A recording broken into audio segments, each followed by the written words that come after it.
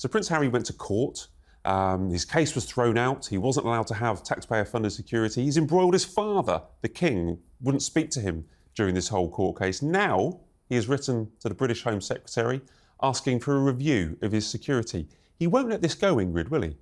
He won't let this go because he feels that he has a right to the highest security, which is, I call the NENOR, which is the blue lights. It's the motorbike riders, the outriders, and it means that you go through every bit of traffic and every red light. That's what he wants. He gets security because we don't want Harry blown to pieces by some lunatic, but he doesn't get that straight-through security, which he's wanting. But it's taxpayer-funded, and it's very expensive because you've got 4 outriders and then 2 spares. And so, you know, it's not a cheap thing to get someone through the traffic. And I think that the British government feel that why, you know, there is no reason for us to do that for him. Well, as I say, the courts have said no. His father won't intervene or can't intervene. It would be improper for him to intervene. But he's written to the Home Secretary and said, I want a review, Phil. Yeah, I think he's trying it again because there's a new Home Secretary. Perhaps he thinks if, you know, a new Home Secretary might have a new chance. But he won't give up on it. I mean, to be fair to him, when he was over here a few weeks ago, there was a stalker, wasn't there? There was a woman who was hanging around on 2 occasions. So there are these nutters out there. He probably needs security. But I think underneath it all, basically, he wants this security and this status so that he has his security paid for in other countries as well. So if he's in America or he's in Australia or he goes somewhere else on some sort of quasi tour. Yeah, status, but also it gets financed by the country that he's in. Yeah. So if he's got that status, then they'll have to pay for it in other countries as well. So this is the international protected person status that was I removed when he was in Canada just before Megxit because the foreign governments would pay for his security and his security bill in the US will be astronomical. Yeah, but having seen his father for the first time in, 19 months, for that sort of 50-minute meeting they had at Clarence House, this is the last thing that the King wanted, for him to start talking about security again, because he can't get involved in it and, cause a bit of a sort of constitutional crisis if he was dragged into his own son's security. So he has to leave it to the police and the Home Secretary and the board that look at these matters. But I think he's after a review. He hasn't had one since 2019. So if he gets another one, he might possibly get it looked at again. But I don't think it's ever going to happen. I think he's just going to have to put up with the fact that when he comes back, it's going to be on a case-by-case basis, you know. Well, effectively, they've been doing it. So what more does he need once he comes? Which is actually fair enough. Yeah, if he comes over and he needs protection. I mean, if he's going to come over here more and more often, you could argue that, you know, he should have permanent security. But I don't think it's going to happen. But he does get security if he stays in one of the royal homes, not instead of a hotel. He gets the full security then. It's just when he's out is what he's really going on about, isn't it? When he's out and about on these jobs and there might be some stalker or some loony especially now, lurking in the bushes. Especially now. I mean, I understand it, but why should we pay for it? It was his decision to go, wasn't it? He's not doing anything for the country. No. He's doing a lot for his own charities, but he's not actually doing anything for the monarchy. My stance on this has always been it's kind of insulting to our police force and our security forces to think that he is just left there without any support, without any help. He's the King's son, okay? The police, he is effectively reviewed each time he comes into the UK.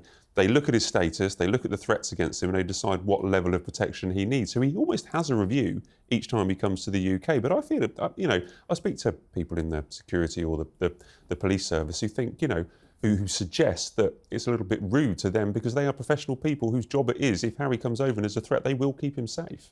It'd be a lot easier for them if he stayed in a royal residence, which he's offered, isn't he? Normally the King offers him somewhere every time. Yes. But he's been staying in hotels, he's been staying with friends, so that again is his own choice. So he's written to the new Home Secretary. I think he wrote to the previous Home Secretary who lost their job shortly before or moved on. They don't last long, do they? I mean, he could be applying every year, couldn't he? He could be applying every couple of months. Yeah. Does this cause a fresh headache for the King, though? Because I think he let it be known, or the palace let it be known, or through the courtiers, that he couldn't get involved in the court case. Once the court case was over, they wanted Harry to maybe move on. If he wants reconciliation with the King, he has to leave this issue alone. Is this going to ruin his reconciliation, the fact that he just won't give it up, Ingrid? I think Charles finds his son very stubborn and always has done. I don't think it's going to really ruin the reputation. It just makes it far more difficult for Charles. It's just another headache for the King, who is not the greatest when it comes to confrontation. and he just wants everything to be. He always used to say, didn't he, Phil? You know, anything for an easy life. Yeah, he's always said that with William and Harry right the way through their upbringing, which is perhaps why there's been so many problems with them. I think he'll be happier, A, when he finally accepts it, and B, when he stops all these court cases suing newspapers. You know, all the time he's in and out of courts, in and out the High Court in the Strand, it just doesn't look good at all. And I'm sure the King will be a lot happier when all of that's over, one way or the other. And then asking us to pay for the police protection when he's in pursuing, you know, personal court cases or coming over for charity events, it doesn't, you know, the judges have said no, the government have said no. Yeah, it doesn't make sense. There is an argument. I think Neil Basu, who was formerly sat on Ravec, this is the committee that decides, is the Committee of Police, Government, Home Office and Royal Household that decides who has this protection. There is an argument that Neil Basu put forward last week that it would actually be cheaper if Harry had close protection than if he had this bespoke situation where the police would come in and carry out searches or carry out, you know, the British Transport Police met him up in Nottingham. It would actually be cheaper that way. I'm not an expert on that, but that's the argument that they are going to start I don't pushing. think the amount matters that much, really. It's more the principle, as Ingrid says, that the public, you know, thinking, you know, however much it is, they're thinking, why should we pay for this? He decided to leave. He and Meghan decided to go and live on the other side of the world. And, you know, they quit as working royals, so why should we pay for it? I don't think it really matters how much it is or whether it's slightly more for this or slightly less for that.